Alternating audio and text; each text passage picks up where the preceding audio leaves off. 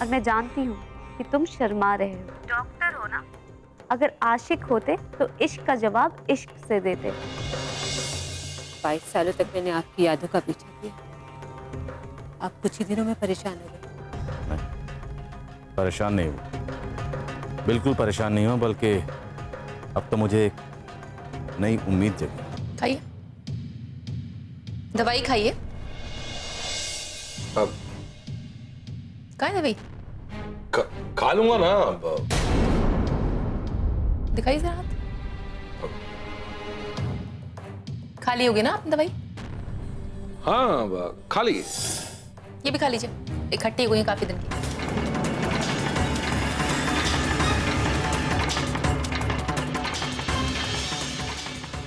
ये भी खा लीजिए। नहीं मतलब भूमि, एक्चुअली ये हर रोज दवाइयाँ खा के मैं परेशान हो गया हूँ, तो मैंने इसलिए सारी दवाइयां उठाकर फ्लावर पॉट में डाल दी है ना?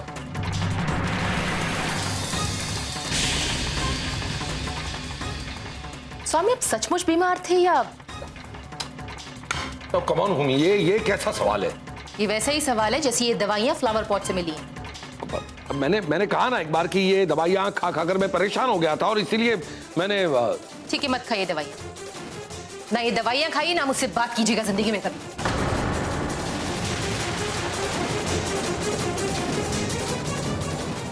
मैं दवाइयाँ फ्लावर पॉट में डाल देता हूँ, ये बात का भूमिका को कैसे पता चला? जरूर कुछ तो गड़बड़ है। मैंने कहा था ना कोई ना कोई बहाना बनाएंगे। कहते हैं दवाई खाते खाते थक गया हूं। बताओ कोई बहाना होता है ये? No Bhumi, come on, relax, शांत हो जाओ। अब इतनी छोटी सी बात करी इतना टेंशन क्यों ले रही हो? ये छोटी सी बात आपके लिए होगी, मेरे लिए नहीं है। अरे समझाओ, आरती से समझाओ कि मैं अब दवाई टाइम पर ले लूंगा, ओके? भूमि अब मान भी जाओ। भाई साहब आज के बाद तुम्हें शिकायत का मौका। तुम इनकी वकील मत बनो। एक मिनट भूमिका, आरती सही तो कह रही है। बस मैं इस बात को लेकर तुमसे वादा करता हूं, आई प्रॉमिस। हाँ ऑलराइट, ये सारी बातें भूल जाओ और ये बताओ कि आखिर ये बात तुम्हें कैसे पता चली? फोन आया था किसी का। किसका? नाम नहीं बताया, सिर्फ कह रहा था कि फ्लावर पॉट में आप दवाई रख देते हैं। तो कमाल हो भूमिका, तुम घर की एक ऐसी बात जो तुम्हें नहीं पता, वो कोई बाहर का आदमी तुम्हें बता रहा है और तुमने उसका नाम तक नहीं पूछा। पूछा था, 2-3 बार पूछा था, नहीं बताया उसने नाम, तो मुझे लगा डॉक्टर अली ने फोन किया होगा। वही आपकी बहुत चिंता करते हैं ना। अली, हाँ you are right, doctor Ali ही होंगे। क्या सोचने लगे भाई साहब? नहीं कुछ नहीं। अब एक्चुअली अब मुझे यकीन हो गया है कि फोन डॉक्टर अली ने ही किया होगा। क्योंकि वो हमेशा मुझे कहते रहते हैं कि वो घर पर फोन करके मेरी शिकायत कर देंगे। तब तो आपको उनसे बात करनी चाहिए। हा? वो कौन होते हैं हमारे घर में झगड़ा लगाने वाले? वो कोई झगड़ा नहीं करवा रहे हैं, बल्कि सच्चाई बता रहे हैं। नहीं तो मुझे तो पता ही नहीं लगता कि दवाई खाते नहीं है।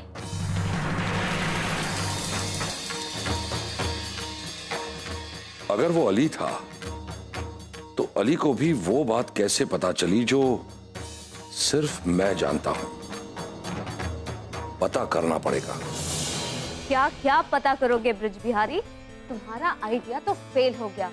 कहाँ गई तुम्हारी गंगा मैया की कस्में? प्यारे ने बताया कि सौम्य ने अपनी पत्नी को बातों में बेवकूफ बना लिया है। अब क्या करोगे तुम? वही तो सोच रहे हैं कि अब क्या करेंगे। मुझे पता था तुम्हारा आइडिया फेल हो जाएगा। सौम्य बहुत चतुर है, उसे फंसाना इतना आसान नहीं है। तुम्हें याद है कि हमने अली से सौम्य के रिपोर्ट की फाइल मंगवाई थी। अब ये शुक्रिया और थैंक यू छोड़ो, पहले ये बताओ फाइल कहाँ है? फाइल तो मैंने पहले ले लिया था मैडम, इससे ये ले। मैडम ये सौम्य सर की नकली मेडिकल रिपोर्ट है। जी हाँ याद है। कोशिश करो कि वो फाइल भूमिका तक पहुंच जाए और उससे पता चल जाए कि वो रिपोर्ट नकली थी। ये काम तो अली ही करेगा। अली? जी हाँ, अली को तो इसी दिन रात के लिए हम पाल रहे थे, अब वो हमारे काम आएगा।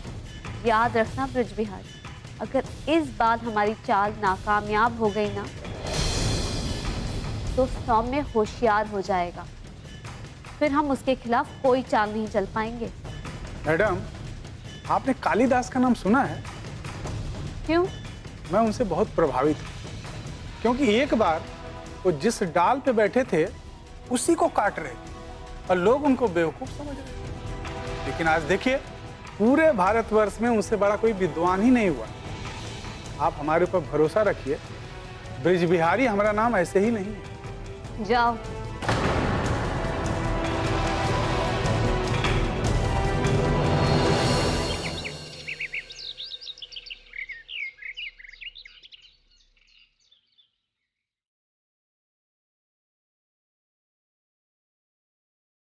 भैया जी, गणपत, अभी हमारे दिन इतने बुरे नहीं हुए कि हम तुम्हारा इंतजार करें। ब्रिज बिहारी जी, अपन थोड़ी कोई अपन के काम के लिए गया था। अपन मजदूरों को मना रहा था एम टेम में सारे मुकर न जाए। तो तुम्हारा फायदा क्या है? अरे भाई, नदी के किनारे रहकर इंसान अगर प्यासा रह जाए तो ऐसी नदी का सूख जाना ही ठीक है। मैं कुछ समझा नहीं। अरे इतने ही समझदार होते बिटवा तो तू यूनियन लीडर नहीं होते, किसी पॉलिटिकल पार्टी के लीडर होते। हम तो ये कह रहे हैं कि जब यूनियन लीडर होकर मजदूरों पर रुतबा नहीं झाड़ सकते तो छोड़ दो ये लीडर की। तो ब्रिज बिहारी जी, अपन थोड़ी कोई खाली हाथ आ गया। आपका काम करके आया, सारे मजदूर मान गए। अब वही होगा जो अपन बोले। अच्छा, मतलब हम तुम्हारी बात पर विश्वास कर लें? जी बिल्कुल। अपन की यूनियन का झंडा जहाँ गड़ गया तो वहां से हवा भी नहीं निकलती कि हमारे झंडे को हिला सके। वाह रे, तू तो बहुत समझदार हो गया। लगता है तू हमारे साथ बहुत दूर तक चलेगा। कहाँ तक ब्रिज बिहारी जी? सोच के बताएंगे। कभी कभी बिहारी हमारी समझ में नहीं है। हम बिहारी क्यों बोल रहे हैं? माजी सटक ली।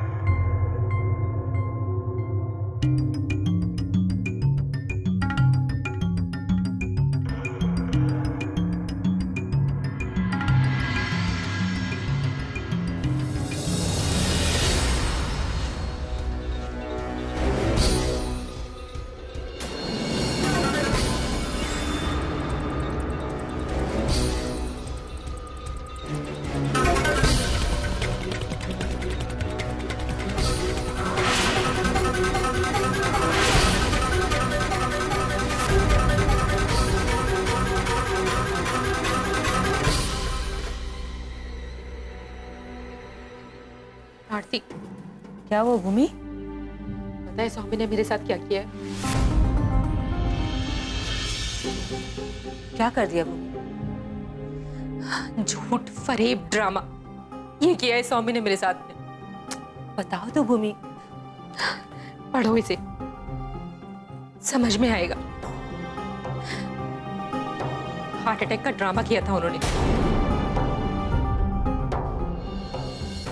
धोखा दिया है हमें। तो कोई बीमार नहीं थे इसीलिए दवाई नहीं खाते थे। वरना तुम सोच के देखो, कोई भी इंसान छोटी सी बीमारी के लिए डॉक्टर के पास जाता है, तो हार्ट अटैक जैसी बीमारी के लिए कोई इंसान हॉस्पिटल नहीं जाएगा, वहां एडमिट नहीं होगा। तुम्हें ये फाइल कहाँ से मिली? बाहर सफाई कर रही थी मैं, वही ड्रॉर में से निकली। मैंने इसे पढ़ा तो मुझे पता चला रिपोर्ट किसी की है और नाम स्वामी का लिखा हुआ है। अरे ये तो सरासर धोखा है। हेलो, आवाज से तो आप पहचान सकती हैं कि हम कौन हैं। आपने मुझे पहले भी फोन किया है। डॉक्टर अली? नहीं नहीं नहीं नहीं, हम डॉक्टर अली नहीं हैं। लेकिन डॉक्टर अली कौन है ये जरूर बता सकते हैं। मुझे पता है वो डॉक्टर। नहीं नहीं नहीं, अली डॉक्टर नहीं है, आपके पति का अकाउंटेंट है। आपके पति ने उसे नकली डॉक्टर बना के घर पे बुलाया और फिर हार्ट अटैक का ड्रामा किया। आप मुझे ये सब बातें क्यों बता रहे हैं? बस आपके वेल विशर हैं। वेल विशर हैं तो अपना नाम बताइए प्लीज। बताएंगे, जरूर बताएंगे और मिलेंगे भी, लेकिन पहले हम आपकी आंख तो खोल दें। मतलब? मैडम, आपके पति आज भी वही हैं जैसा पहले थे, जरा सा भी बदले नहीं हैं, लेकिन अब बदलने का नाटक कर रहे हैं। पर वो ऐसा क्यों कर रहे हैं? वो इसलिए कि आपके पति आस्था को यूएस भेजना चाहते थे और वो वहां जाने के लिए तैयार नहीं थे। इसी बात को लेकर उनके दिमाग में हार्ट अटैक का एक झन्नाटेदार आइडिया आया और फिर उन्होंने इसमें अली को शामिल करके नकली डॉक्टर बनाया और फिर ऐसी एक्टिंग की कि बेचारी आस्था इमोशनल होकर उनकी बात मानकर यूएस चली गई। मैडम, आप सुन रही हैं ना? अगर हमारी बात पर आपको यकीन नहीं है ना, तो अली से बात करके पूछ लीजिए, वो खुद ही बता देगा। अरे हमारा काम था आपको बताना, हमने बता दिया। अब आगे आप जैसा चाहें सोचें और समझें। जी थैंक यू सो मच। क्या हुआ भूमि? कौन था? जो भी था, पर अगर उसने मुझे फोन करके सच्चाई बताई ना, मैं सौम्य को कभी माफ नहीं करूंगी। मैं मानती हूँ भाई साहब ने जो कुछ भी किया वो गलत किया, पर पहले तुम ये तो पता करो कि ये फोन करने वाला कौन है, उसका इसमें क्या स्वार्थ है? तो चाहे जो भी हो, मुझे इससे क्या मतलब, पर उसने मुझे फोन करके बताया, वरना जिंदगी भर मैं धोखा खाती रहती। सौम्य से बात करूंगी। भूमि, पहले अच्छे से पता कर लो, उसके बाद ही भाई साहब से बात करें। इसमें क्या मुश्किल बात है? मैं अभी फोन करके अली से पता कर लेती हूँ।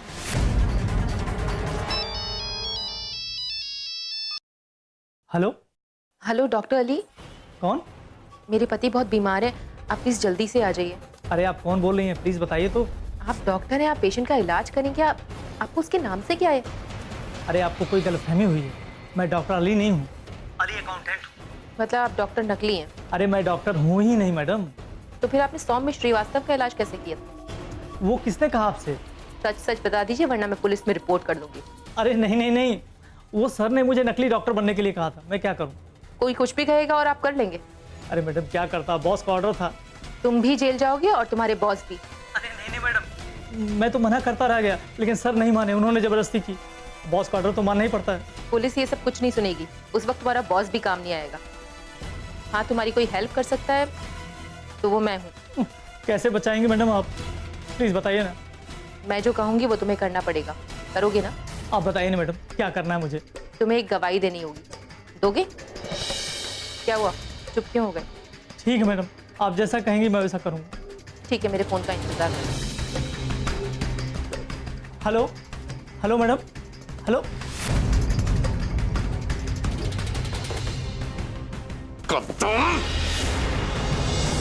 हाँ बोलो गणपत। ब्रिज बिहारी जी, सारे मजदूरों से बात हो गई है, कुछ को छोड़कर सारे लोग मान गए।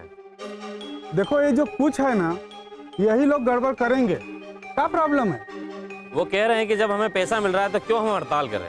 अरे कमाल है, हम तो उनको बिना मेहनत मजदूरी के पैसा दे रहे हैं, वो भी डबल, फिर क्या प्रॉब्लम है? पर ब्रिज बिहारी जी, वो कहते हैं कि हम बिना मेहनत किए पैसा नहीं लेंगे। अरे मुरी मैया, अरे आज के जमाने में भी ऐसे लोग हैं? जरा देखो, वो लोग इंसान ही है ना। अरे क्या मजाक कर रहे हो ब्रिज बिहारी जी? अबे हम सही कह रहे हैं। जिस दौर में लोग इंसानियत को भूल गए हैं, एक दूसरे का छीन के खा रहे हैं, उस दौर में भी अगर ऐसे लोग हैं ना, तो सुन के ताज्जुब होता है। अरे हमको तो लगता है कि हम सपना देख रहे हैं। नहीं ब्रिज बिहारी जी, ये सपना नहीं, सच्चाई है। और अगर आप कहो तो आपको मिलवा देते। बुड़बक हो गया है का बे? हमसे मिलवाएगा?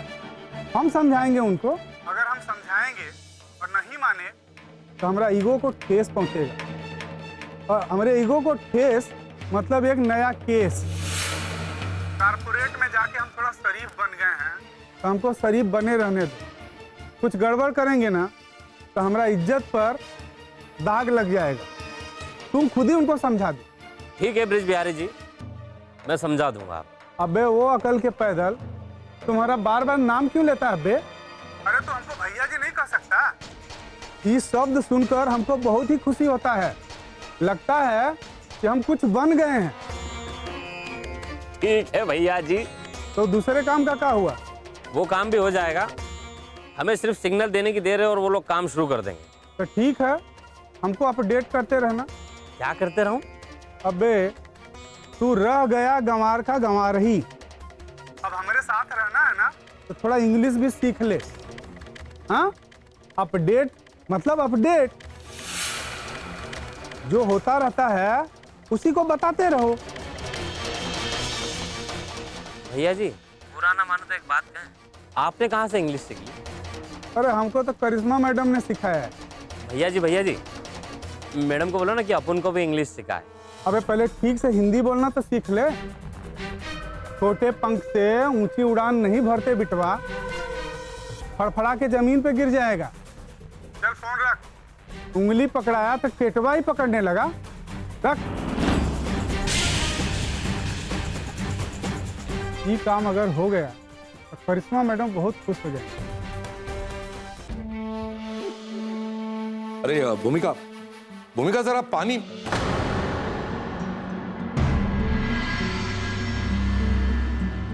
कमाल है, क्या हो गया इसे?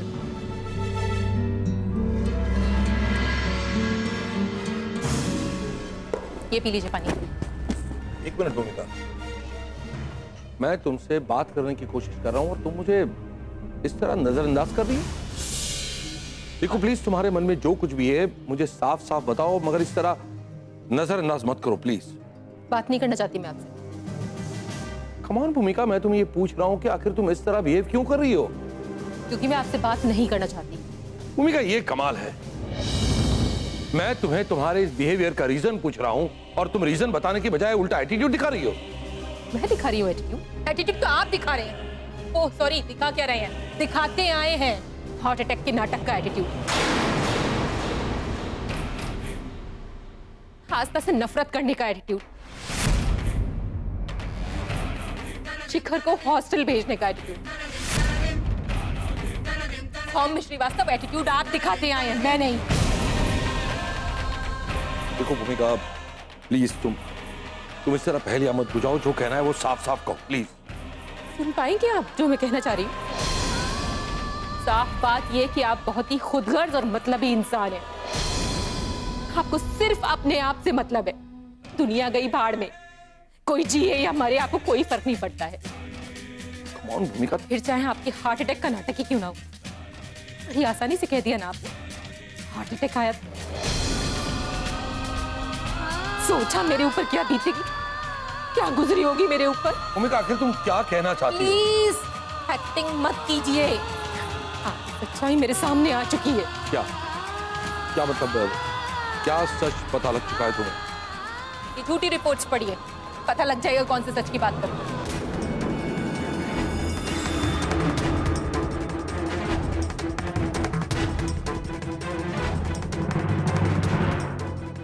अरे क्या हुआ? ये उंगलियां कांप रही हैं। बना दीजिए ना एक नई कहानी, आप तो झूठी कहानी बनाने में माहिर हैं। देखो भूमिका, मैं जानता हूं कि अली ने तुम्हें ये सब कुछ बता दिया है, लेकिन प्लीज ट्रस्ट मी, उसने बहुत छोटी सी बात को बढ़ा चढ़ा कर बताया। छोटी बात? सौम्य, आपके लिए छोटी बात है। आपको अंदाजा है इस छोटी बात के लिए मैंने क्या क्या खोया है? ऐसे होगा, एक पिता अपनी बेटी की शादी करता है, लड़का ढूंढता है, अपने दिल पर पत्थर रखकर अपनी बेटी को डोली में विदा करता है। आपने हार्ट अटैक का नाटक करके अपनी बेटी को इतना दूर भेज दिया और अभी भी आपकी नाटक जारी है ताकि वो वापस ना आ जाए। सौम्य श्रीवास्तव, आप तो इस सदी के महानायक है ना, फिल्मों में क्यों नहीं काम करते हैं आप? आपको तो अवार्ड मिलना चाहिए, धोखेबाज पिता of the year. Sorry, year नहीं, आपको तो लाइफ टाइम अचीवमेंट का अवार्ड मिलना चाहिए। इस धरती पे कोई ऐसी लड़की नहीं होगी जिसे आपके जितना झूठा पिता मिला हो। देखो भूमिका, प्लीज तुम मुझे इस तरह शर्मिंदा मत करो, प्लीज मुझे माफ कर दो। किसे किसे माफ कर दूं? झूठे पिता को या धोखेबाज पति को? एक पत्नी तो भगवान के डर से अपने पति को माफ कर सकती है, एक माँ जिसकी ममता को आपने छीन लिया, वो कैसे माफ कर देगी सौम्य आपको? भूमिका, मैं तुमसे वादा करता हूं कि मैं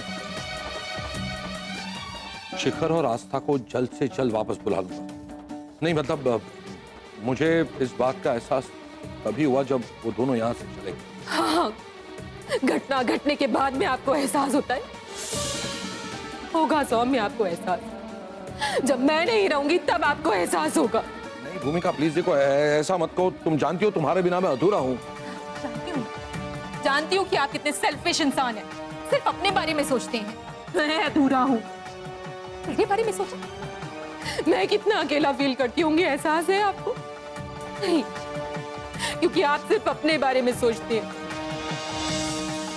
आपको कोई फर्क नहीं पड़ता किसी दूसरे पे क्या बीत रही है। जिस दिन इस घर में शादी करके आई, मुझे लगा आस्था के अकेलेपन की वजह से आपने मुझसे शादी की, उसे माँ का प्यार मिलेगा। लेकिन नहीं, आपको तो लगता था उसके पैदा होने की वजह से आपकी पहली पत्नी इस दुनिया से चली गई। उस मानते थे ना आप उसे। आप उससे नफरत करते थे, इसी वजह से आप मुझे इस घर में लेकर आए, ताकि सौतेली माँ बनके मैं उससे सौतेला व्यवहार करूं।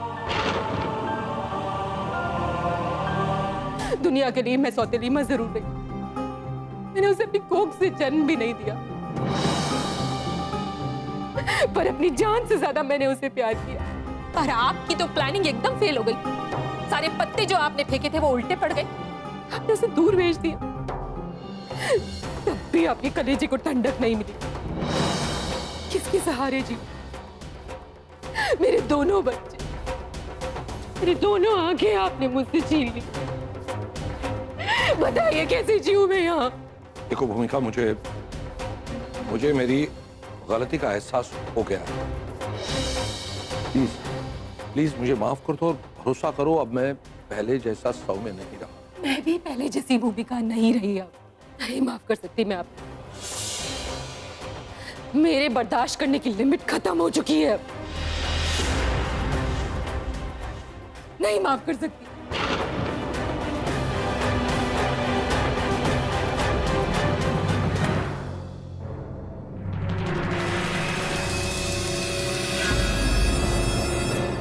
अगर तुम चाहती हो तो मैं शिखर और आस्था को फौरन बुला लेता हूं, लेकिन रुक जाओ। कि इनसे कहो मेरा इनसे कोई रिश्ता नहीं है। मैं इस घर में सिर्फ जिंदा लाश बनकर जीऊंगी, तब तक जब तक कि मेरी अर्थी इस घर से नहीं उठ जाएगी।